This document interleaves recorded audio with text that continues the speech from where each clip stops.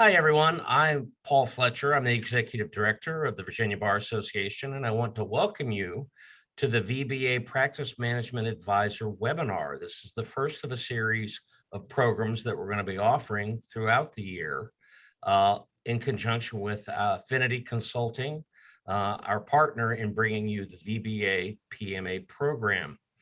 What you see right now is the front page of our Practice Management Advisor microsite. The address is vba.org/PMA. And what you get when you come here, you can see we have it set up for every single lawyer in Virginia. You can get a number of features to improve and help you practice law better and smarter. You can sign up for the monthly newsletter that we've been publishing since February. You can sign up for the PMA live chats, which we also have been holding since February. These are a continuation of the COVID live chats that Allison McKee and Richard Ottinger, two of our past presidents, held through the pandemic. And you can also sign up for the PMA webinars, this one being the first. You can look for the useful links that we've provided here. There are VBA articles on a number of practice features. And if you're a VBA member, once you're signed in, you can look over on the right side. You can get product comparison checklists for your practice, from everything from starting a practice to winding it up. I would like to introduce at this time Jeffrey Schoenberger of Affinity Consulting, who is going to present the program today with 60 legal tech tips, tricks, and other goodies within the next 60 minutes. So Jeff, take it away. Great, thank you, Paul. So obviously, make great use of the resources there on the VBA website. We're gonna jump right in. There are a bunch of different ways you can use your computer, whether laptop, desktop, or even tablet, to make something that you do every day a little bit faster. One of these ways is by getting a text expansion utility. Probably the best well known is Text Expander. And I've got an example there on the far right side. I type @JRS and it expands to my name. So it doesn't just do simple short things like that. You could do entire signature blocks. You could do entire paragraphs of documents that you do frequently. And you might be thinking, well, how is this different from like autocorrect or something in Word or autocorrect in Outlook? The advantage of a program like Text Expander is that it works in every application. It's at the system level. It's not limited to Word or to Microsoft. So if you happen to still be a WordPerfect person, this would work for you. If you're a Mac person, this would work for you. It runs on the Mac, it runs on Android, it runs on iOS. You're looking at about $4 a month, $3.40 there, as you see. And this is an example of a snippet library. You'll see some things over there. First of all, it does formatting. So you'll see we've got a cursive name there and some color and 3 or 4 different fonts. That's an example of the iOS app. But again, Windows, Mac, iOS, and Android, $4 a month. They also have what they call business or team plans.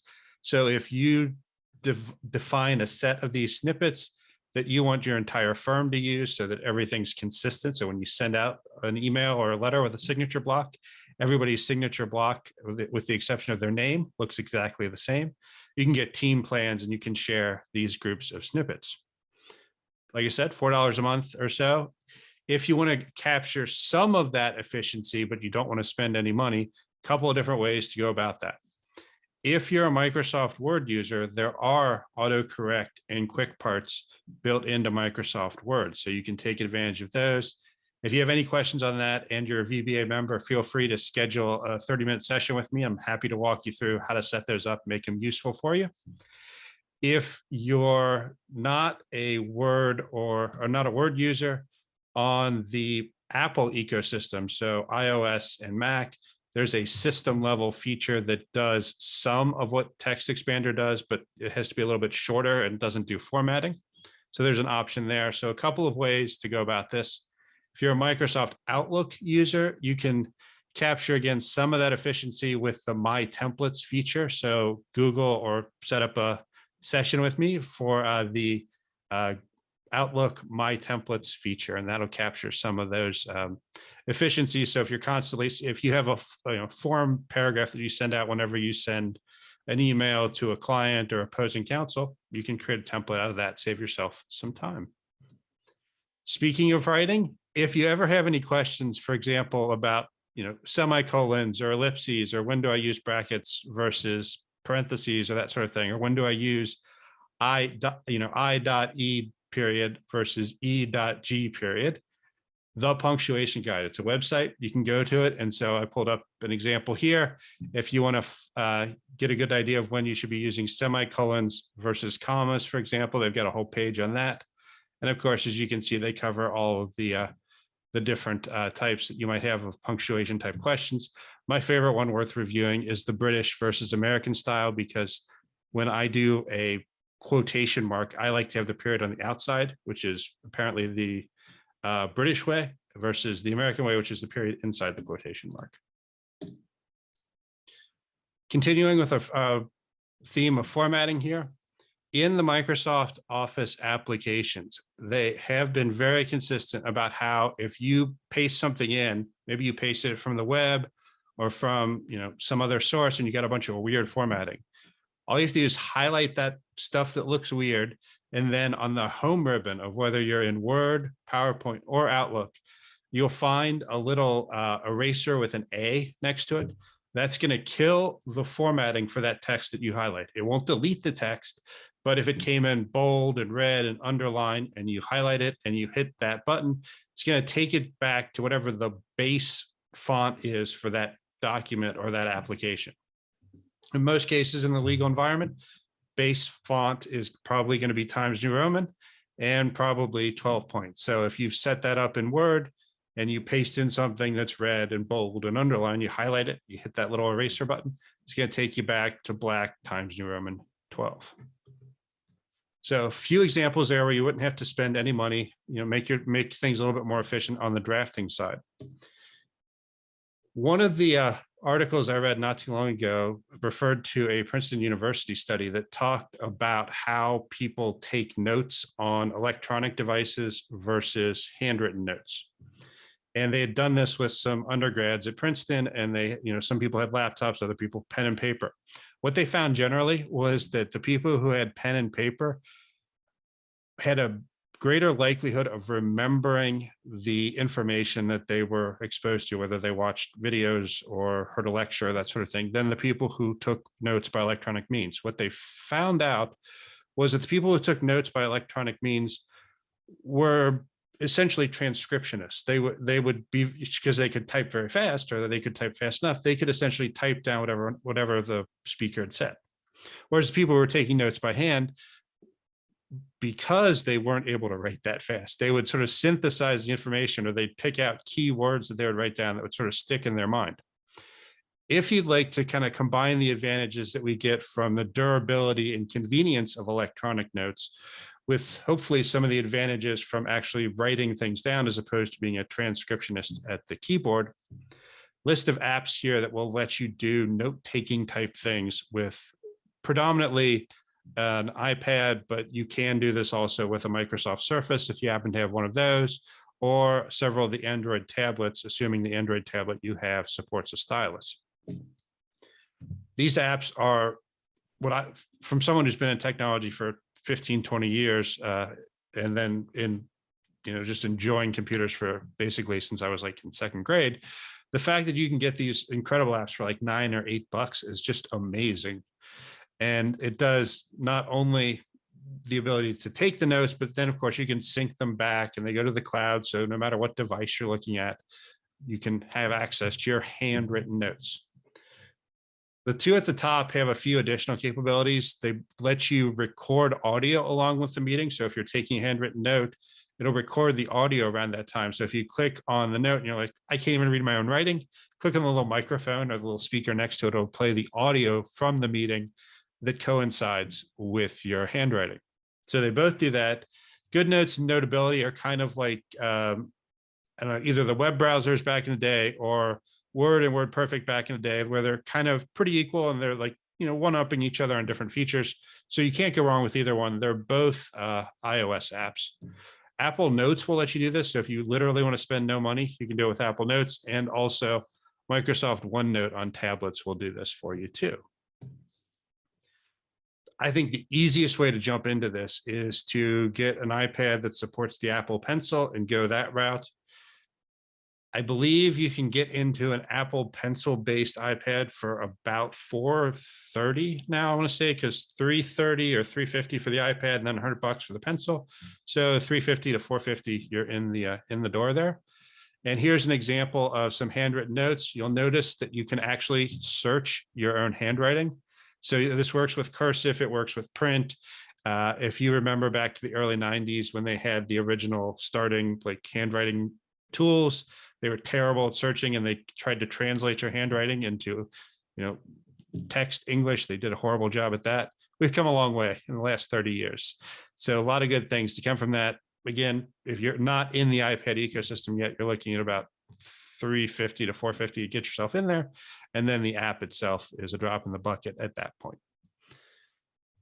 If you're somebody who finds explaining information with pictures and video so much easier than trying to type it out, there are a couple of really great tools out there that will help you take screenshots or screen videos of what's going on your computer.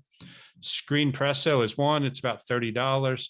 Snagit is the one I use. It's Windows and Mac, but it is a subscription. I want to say it's something like $30 or $40 a year. So there's a bit of a subscription there. And if you're a little subscription averse, I'd probably look at Screenpresso instead.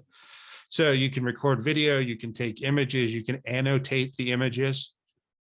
So a lot of good ways to communicate information to clients, particularly if you're somebody who's gotten onto the tech bandwagon and you want to have something handy and easy to explain to clients how to maybe set up their account on your practice management portal so that you can do secure messages with them. Pictures help a lot. In both a Windows computer and a Mac computer, there are built-in tools to do screenshots. So if you do a quick Google or you want to set up a 30-minute chat, happy to show you how to do that with the free stuff. But the annotation tools are generally very, very good and much better in these purchased apps than you get in the standard freebie stuff. If you're traveling a little bit more and you want access to more screen real estate when you're out and about, whether it's a client site, whether you're going on vacation, wherever you're going, if you want to take your laptop and you want to have more screen real estate, a couple different ways to make that happen depending on what you have on hand right now. You have nothing on hand and you're not interested in doing an iPad or any sort of other tablet, there are dedicated external monitors that are portable. And you'll see in this picture for ASUS, one cable goes from the monitor to the computer that provides the power and the video signal. You're looking at about $200 to $250, depending on whether you want an HD monitor or you don't care about HD, or whether you need some additional features. Some of them are touchscreen, for example, not really that important for the legal market. But if you wanted to use it for some other purpose as well, maybe that matters. So that's about $200, and that's all it is. It's just a monitor. So it won't also be a tablet. It will just be a monitor that you carry with you. And you see they're fairly thin, and I think they come in the 1.1 to 1.5 pound range. So assuming you've got the space in your bag, that's about the weight addition you're looking at. If you already have a tablet, whether it's Android or iOS, and you want to take advantage of that tablet as your second screen, a couple of different ways to do that as well. If you're on the Windows side of the fence, as I expect most of you are, then you can get the Duet app, and this runs on Android tablets, it runs on iOS iPads. You run a little app on your Windows machine, you run the same app on the iPad, and I generally just plug it in so that it's also charging the iPad, but you can do it wirelessly too if you want. And then, as you see in the picture there, the screen is extended. So you got the desktop on the left and on the laptop area, and then you've got an additional monitor's worth of desktop space on the right on the iPad. So about $10 for that app. They do have additional features if you spend more, but for basic screen expansion, $10 is going to do you. If you happen to be a Mac using attorney, as I am, and you have the iPad, then with assuming your laptop, your MacBook is no older than 2017, I think, there is a built-in way in the operating system to do this and to do it either plugged in or wirelessly. It's called Sidecar. So like an old-fashioned motorcycle, you got a sidecar that's built into the Mac OS. So if you happen to be a Mac user, laptop from 2017 or newer, do a web search for Sidecar and you can find out how to connect your iPad to your MacBook. One thing to point out about that I've actually run into, since I have a work MacBook and all of my iPad device is a personal one, they have to be on the same iCloud account to work wirelessly. So if you want to do that, you got to have them on the same iCloud account. If your likelihood that that you're a solo or small firm, if you're a Mac using attorney, is pretty high based on the statistics I've seen. So that's probably workable, but depending on the size of the firm you're in, it might not be workable to have the same iCloud account on both devices. Always like to talk about security when I do tips, tricks, and other gadgets. First thing to point out is that whenever you get a new computer, you want to make sure, A, that you're getting the pro version of Windows. So today you can buy two different versions of Microsoft Windows based usually on what hardware you buy. You can get what they call the home version or the professional version. Several distinctions in there. The one that's relevant for us today is that the professional version is the one that will include the BitLocker capability. BitLocker is a way Microsoft has built to encrypt your hard drive. And so that encryption is at least based on your Windows password. If your new laptop includes some sort of biometric features, so like a Face ID or a fingerprint reader or something of that nature, it could be based on that as well. What BitLocker does is that it encrypts the hard drive, and then if you happen to be traveling and you've gotten out of the habit, so you accidentally leave your laptop at airport security, if someone steals that laptop, even if they take the hard drive out of the machine, plug it into some other machine that they own, they still need your username and password to decrypt that hard drive. So a lot of good security. And of course, anytime we as attorneys run the risk of losing a piece of hardware, the value lost isn't the hardware so much as what client data we might have on that, or what client data that machine might have access to by virtue of saved passwords or something like that. So Windows Professional, tip one, whatever machine you buy. Two, you got to turn on BitLocker when you set up the machine. Lots of good instructions on the internet on how to do that. Again, if you need some assistance, feel free to reach out to us. If you're a Mac using attorney, you want to do effectively the same thing, except it's File Vault instead of BitLocker. The other distinction here is there's only one Mac operating system, so you don't have to worry about a version thing, home or professional. There's only one. And as part of its setup process, Apple pretty much encourages you, it doesn't force you, but it strongly encourages you to set up encryption for the hard drive on your Mac. So if you, for whatever reason, said no the first time you went through and you're hearing me now, and you say I should turn that on, you can go to System Preferences and then Security and Privacy, and then the File Vault tab, and you can turn it on. At this point, we usually get some questions, and if you have any, obviously feel free to put them in the chat. I'm happy to digress a bit if there are questions, but we usually get questions at this point about mobile devices, tablets, phones, that sort of thing. Unless with any sort of phone made, and I want to say at least the last 4 or 5 years, you pretty much have to make an effort to turn off the encryption. So if you set up a new iPhone or a new iPad and you set up the Touch ID or the Face ID or that sort of thing, then the device uses that information as part of its encryption process. And so by virtue of having activated those features and set them up, it's encrypted.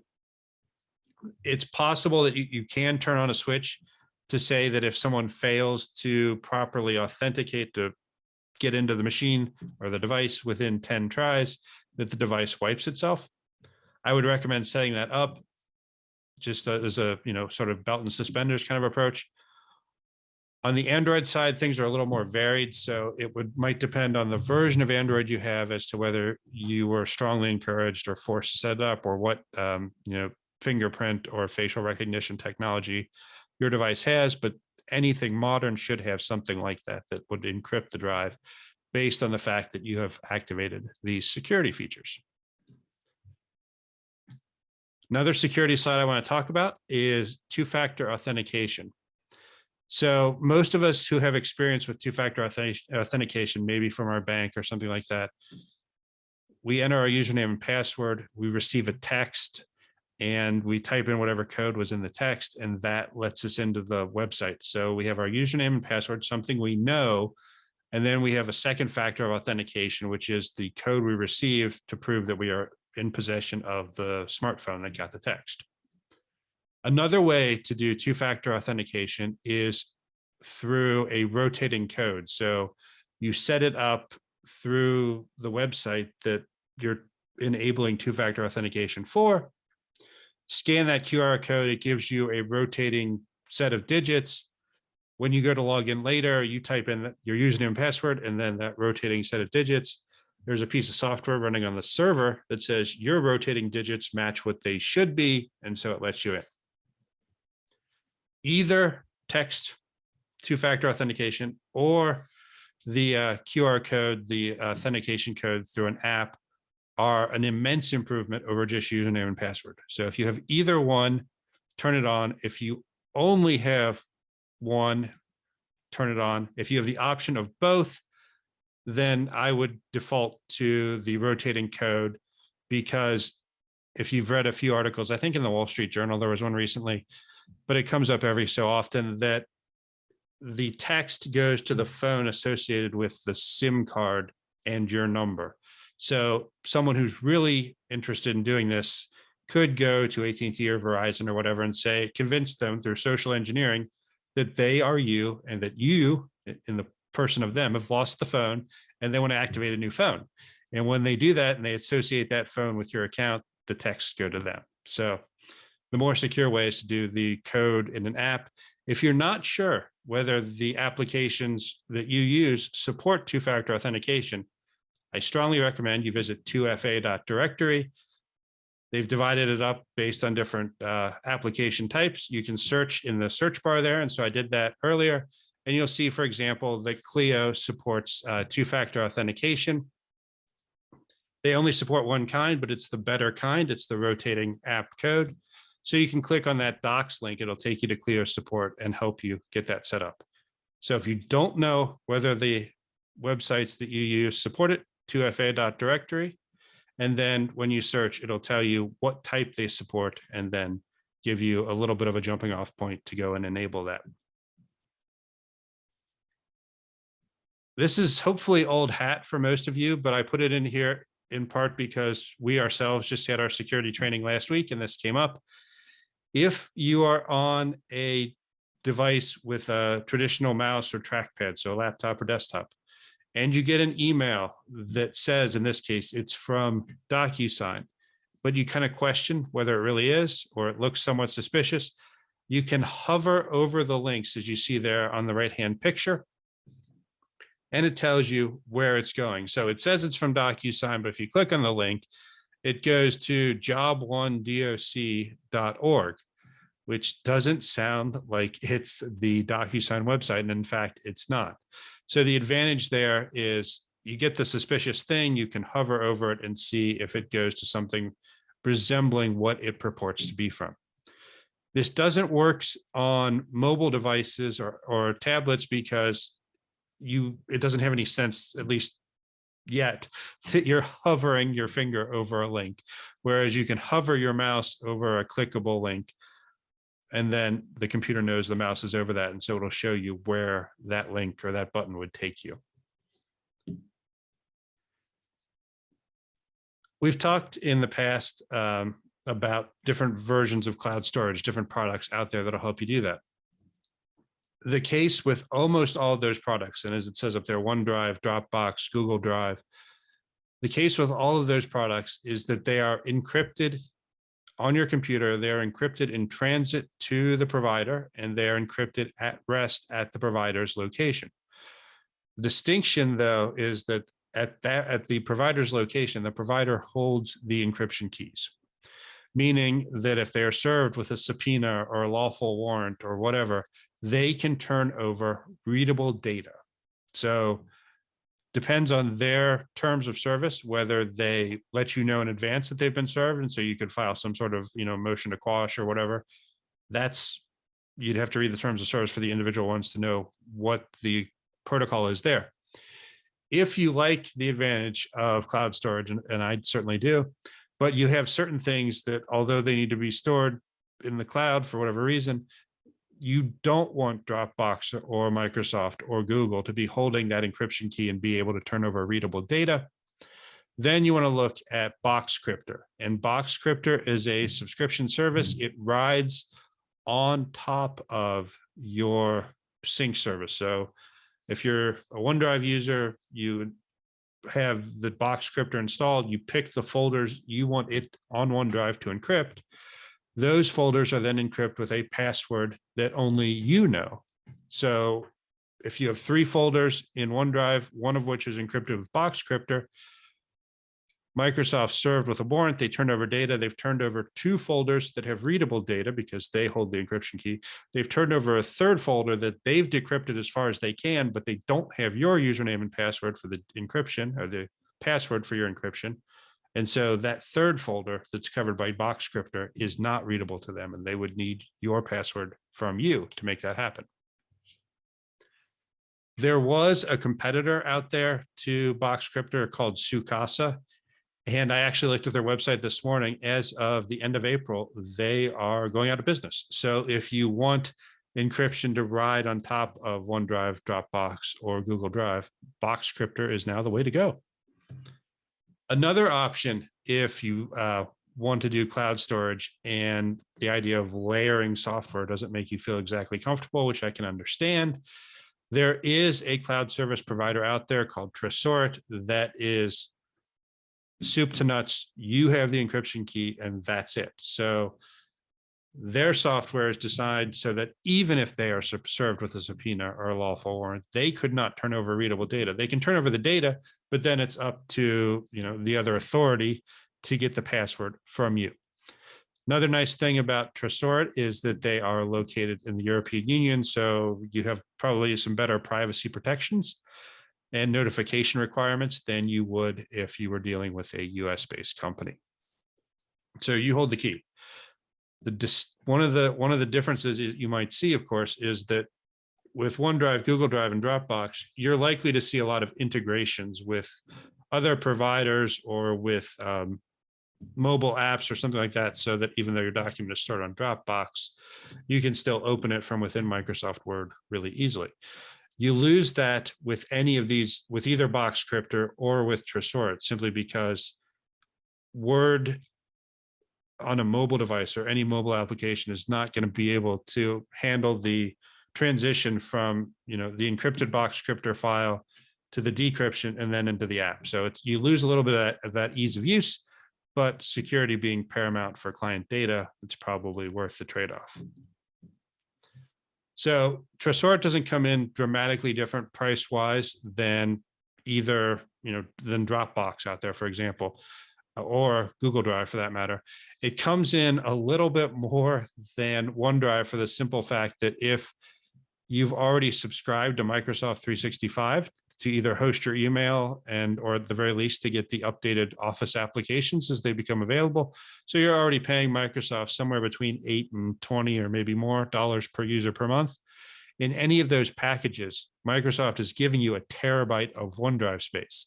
So in effect, since you would otherwise be paying for Microsoft 365 anyway, you get that terabyte of space, whereas with Tresort or with Boxcryptor, you're paying to have the added security. So something to think about when it comes to cost. If you work in the litigation context and you've ever needed to examine I don't want to say forensically because that's not really forensic examination. But if you've ever wanted, for example, to extract a string of text messages, maybe it's a divorce case or a child custody, and there have been text messages back and forth, you represent one party, you want to get those messages into a format that you can save rather than a bunch of screenshots, for example. iMazing is a program that lets you plug in an iPhone into a PC or Mac, and you can essentially extract what it says there, the messages, the photos, and the voicemails to the computer, and then whatever your normal storage mechanism is for evidence or potential evidence, you can then file those messages and those photos and so forth away in that location, rather than relying on just the machine or just the phone and someone doing the screenshotting. So a good way to go about it, $50. I think it's a bargain if that's the sort of thing that you need. So one of the things that we still deal with a lot are paper contracts, or, when I was practicing 10 years ago, folks would come to us with a lot of paper evidence or paper materials. And we had a process back then where we would, scan them in at a, centralized device and then hand the originals back to the client or the prospective client. Since we're all working much more mobily in the last 2 years, there are a couple of ways to achieve something very similar with our smartphones, because our smartphones have amazing cameras, and those cameras don't just have to take pictures of your food, they can take pictures of documents as well. If you're on the iPhone side, Apple Notes has a built-in scanning functionality. So you create a new note, you click on the little camera down there. Let me move my pointer. So you click on this little camera here, and one of the options there is scan documents. And it's pretty smart in that if I set, like a white sheet of paper on a wood desk, it's going to find the outline of where the paper is and take a picture of only that paper. And it lets me add multiple sheets. So if I've got a 5-page document, I can say, scan next page, flip the page, take the photos, hit scan next page, flip the page, take another photo, that sort of thing. And it will assemble it into a single PDF for me to do whatever I want with. If you're a Dropbox user, you've got a similar capability, irrespective of whether you're iPhone or Android. So you hit there's a plus button down at the bottom, or a create button, depending on the app. And then one of your options there is scan document. Works very similar to what I described in the Notes app for iOS. If you want things a little bit fancier, you can go to something like Adobe Scan, again, iOS or Android, and it will do optical character recognition, which means it will look at the text that you've taken a photo of, that you've scanned, quote unquote, and turn that picture into text that you can then search. So if it's a picture of a letter and it says, "Dear John," you could search in your document management system or your folder structure for the phrase "Dear John." That document would come up. That's what optical character recognition does.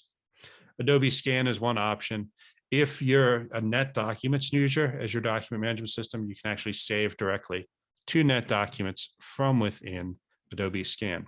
If you're an iOS user and you want a few more advanced features in your scanner, I would suggest the app Scanner Pro from a company called Readdle. And it runs, I want to say, like $8 to fully unlock all the features. It does the OCR, the optical character recognition.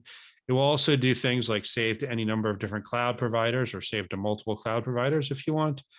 And I believe it also does faxing, or at least faxing out. It won't receive, but if you scan something and then you need to fax it, maybe you're dealing with a government office or a medical provider for the release of records, you've got the option there to scan the release and then send it right out from within the app. More traditionally, if you're in the office, I would suggest you pick up a Fujitsu ScanSnap. The top of the line model now is, well, for individual desktop use, top of the line model is the iX 1600.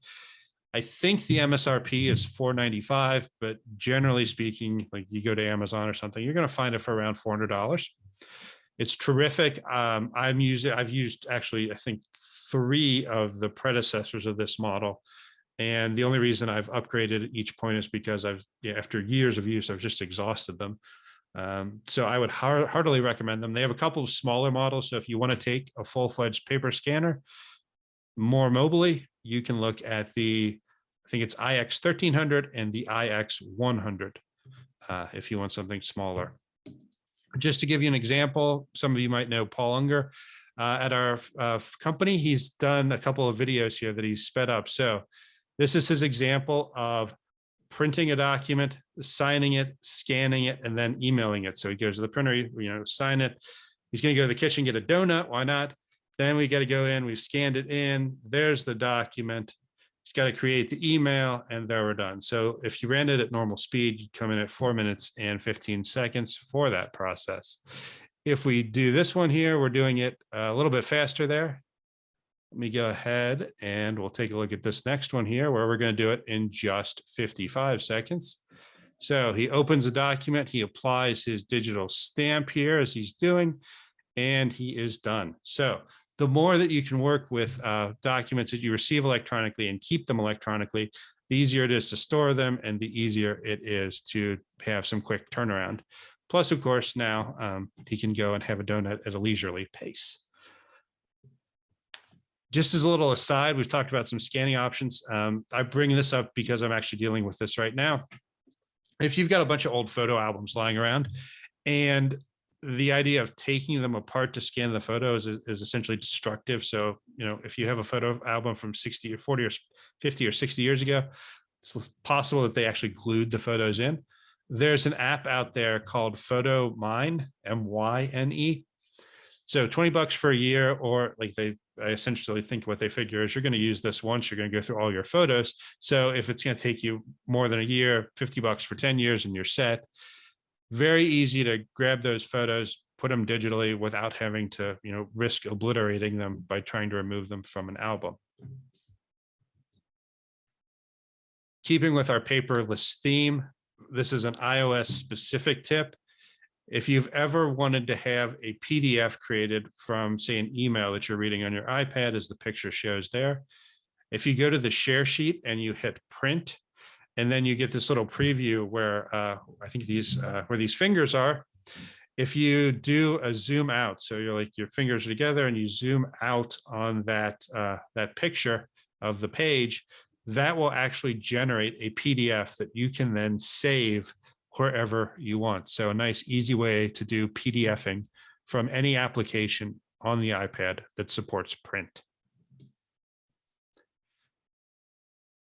One of the newer features in PowerPoint, which is a huge savings of time, depending on how you like to present the pictures of your vacation to folks, is that you can now insert an entire group of pictures at once. It'll put them all in individual slides. You can reorder and adjust as you want. So no more creating each slide, finding the next picture, pasting it in, creating the second slide, finding the next picture, pasting it in. Absolutely free feature that's built into PowerPoint that you can take advantage of.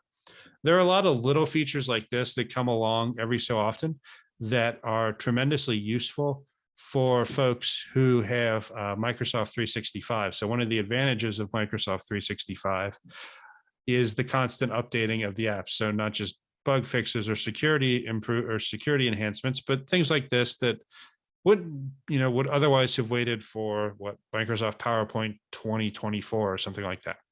So another good advantage if you're looking to acquire Microsoft Office to do so through the 365 mechanism.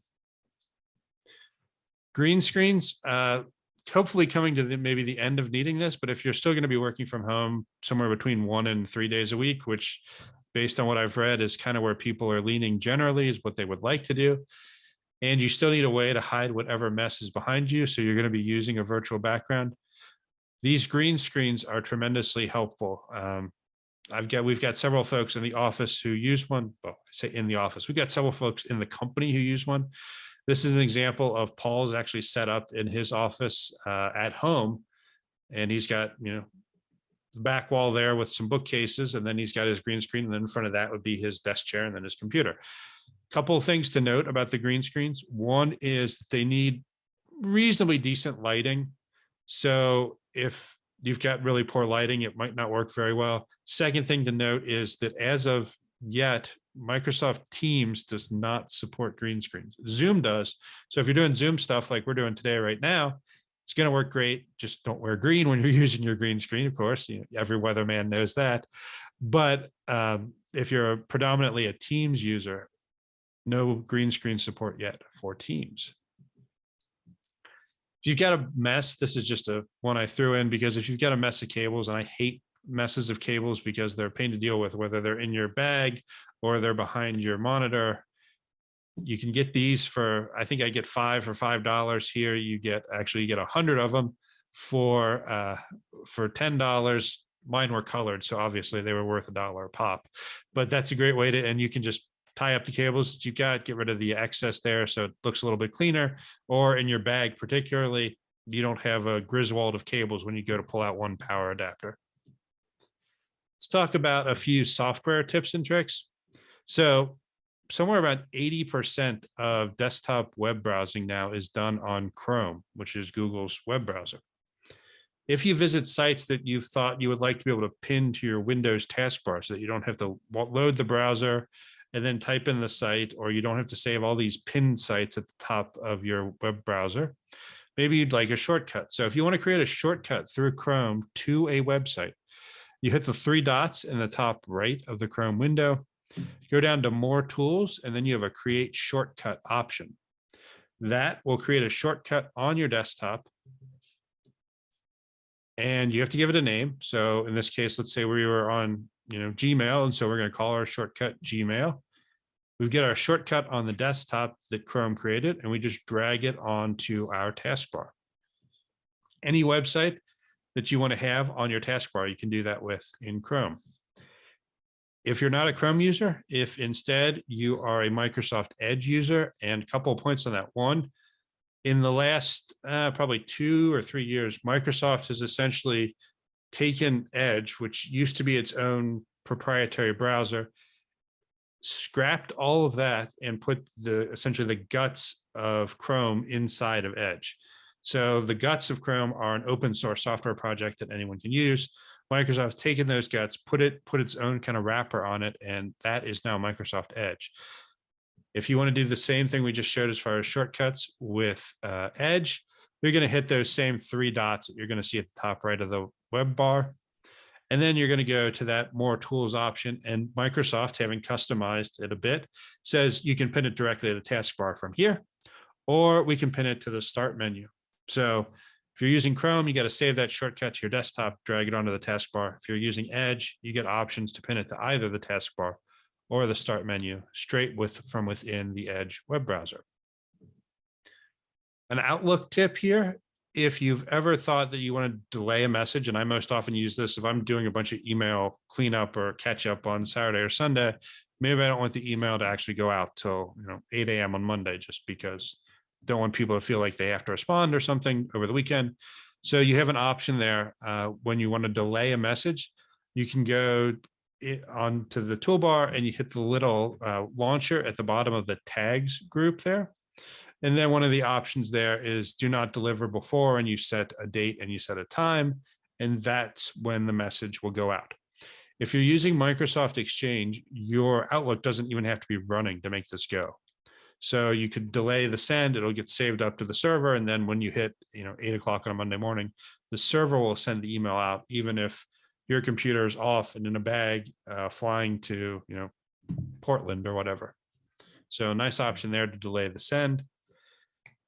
We talked originally earlier in this session about how you can clear formatting from text with that nice little eraser button, and you'll see it right here on our Word toolbar. If you want to instead do the opposite, which is to take the formatting from some text in a document and apply that formatting to some other part of the document, you can click in the text that has the formatting that you like, that you want to apply elsewhere, and then hit what's called the format painter. It's on that clipboard group. It's a little paintbrush. So you hit that button once, and then you go to the document point where you want to take that formatting and apply it. You just highlight what you want to make the formatting, and then with the sort of paintbrushy technology with the format painter, it's going to take whatever formatting you had originally copied and paste it onto that new text. So it doesn't change the text, it changes the color or the style or that sort of thing of the text. So a nice option, makes it pretty easy once you get one part or one paragraph of your document looking perfect to make other parts of your document look just as perfect. Moving on, we've got a little built-in magnifying glass. So if you are presenting on a webinar or a meeting with a client over Zoom or something like that, and they're having trouble reading the text, one of the things that you can do, particularly if there's not an easy zoom slider on the app. So if you go into Word, for example, there's an easy zoom slider at the bottom right. But if you're in, say, a web browser or File Explorer or something like that, you need to magnify what's on the screen. Windows key and plus will zoom in.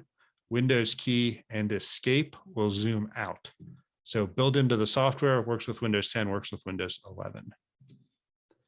Outlook tip. So if you've got a lot of folders that you've set up for different matters or different important clients, and you want that matter to be front and center, you can actually right click on the folder and say show in favorites, as we're doing on the left-hand picture there.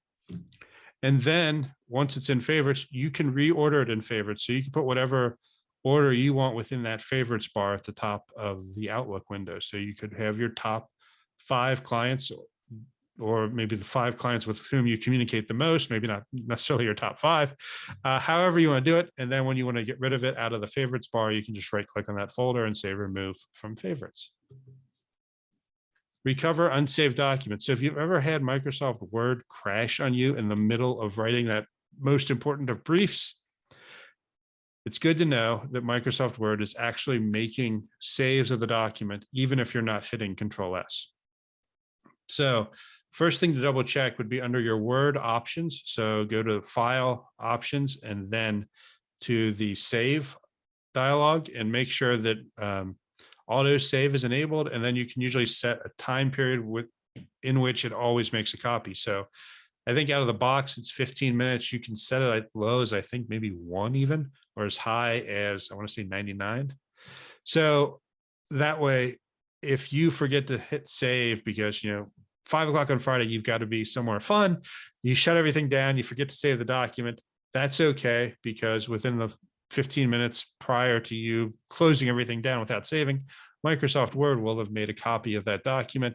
So when you want to go and recover that document, you go to File, Info, Manage Documents, and Recover Unsaved Documents. Might save your bacon someday. Microsoft Dictate. This is built into not only Outlook, but also into Microsoft Word. So if you have used Dragon in the past, or if you've got an Android phone and you've used some dictation with Google, or you've tried to use dictation with Siri, this is built in. So give it a shot, especially if you're on 365. They're enhancing this fairly regularly, and it works pretty well. I've tried it a few times. I never got into the habit of dictating, so I have that hurdle to overcome. But especially if you're accustomed to dictating text, it would work pretty well. And again, included with your 365 subscription. If you've ever gone to open a file and it's told you that it's read only, and you therefore can't open it because somebody else has it open. If you need to just open a copy to take a look at, you can click on the little drop down arrow to the right of the open button in your file open dialog. And you can do open read only or open as a copy. So if you want to make a bunch of changes while someone else has it open, wouldn't recommend that generally, but if an emergency or whatever, you can do open as a copy, make whatever changes you need, save it as something else, hopefully, so you don't overwrite that person's work or try to, and you're off to the races with whatever you need in that instant. If you just need to read something from the document someone else has open, just hit that drop down, choose read, open a read only copy, and there you'll be good to go.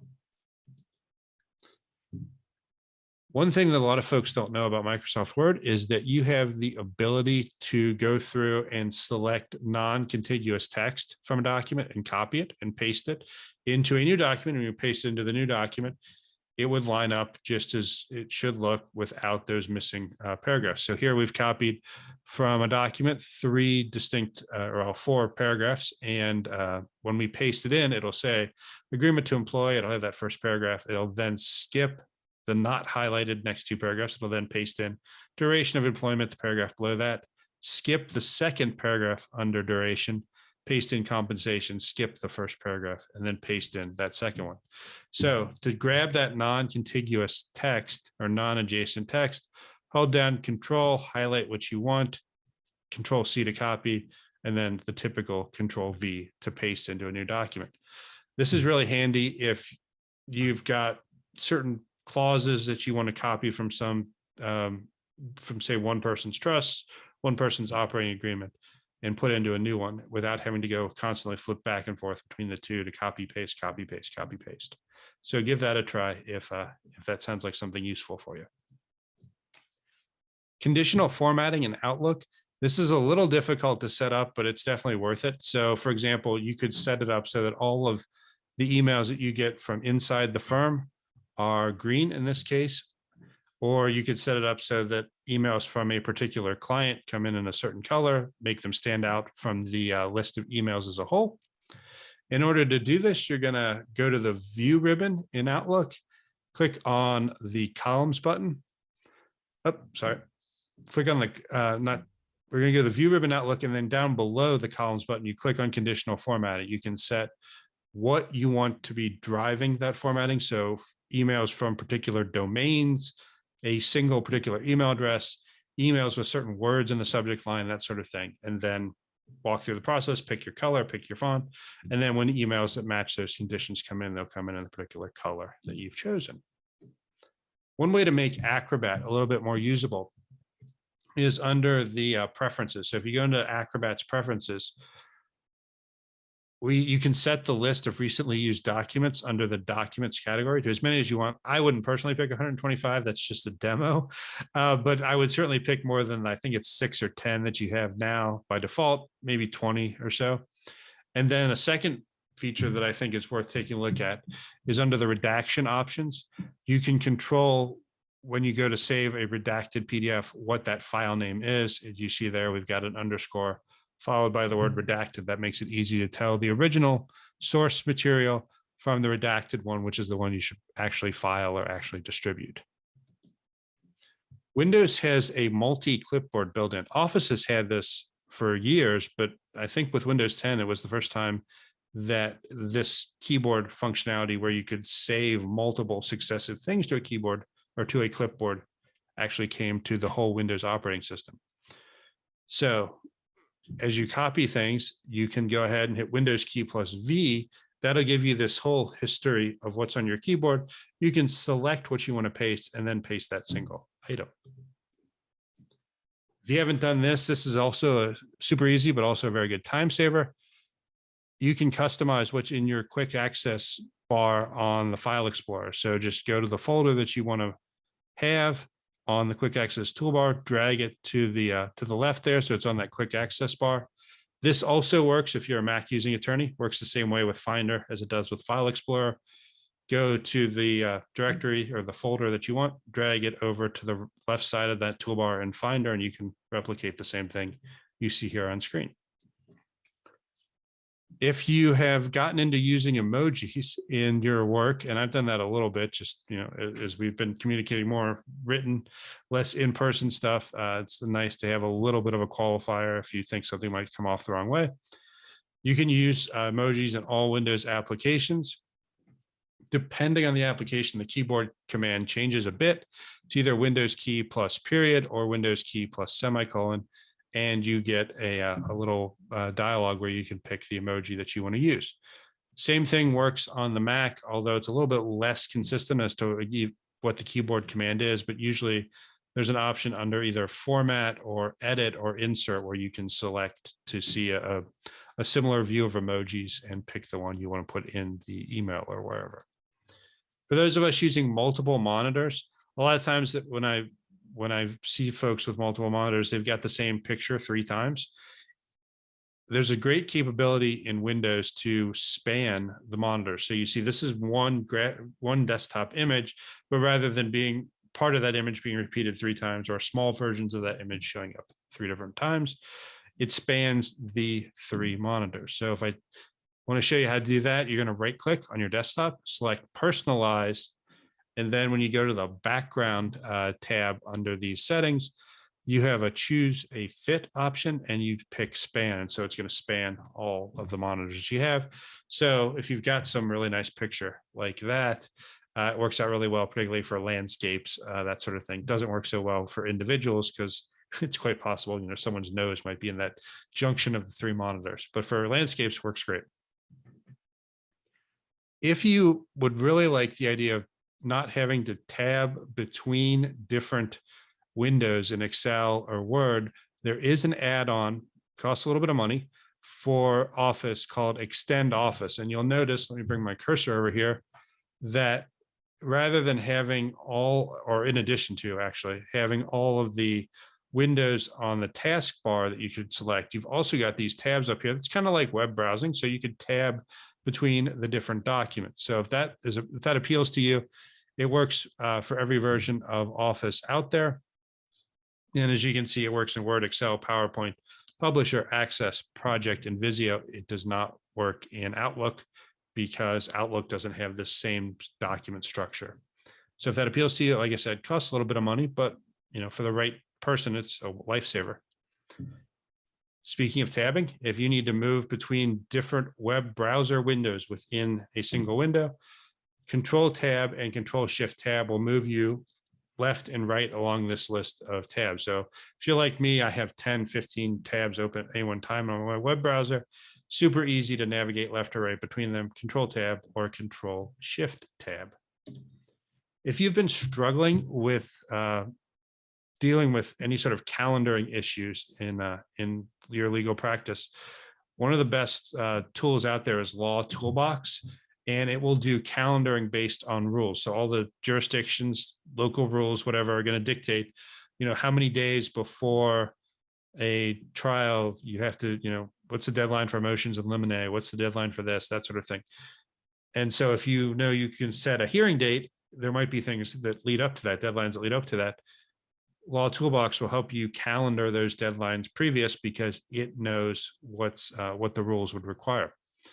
Some of the web-based practice management programs have this built in. And in fact, Clio, I think sometime last year, acquired a competitor of Law Toolbox called, I think, Calendar Rules.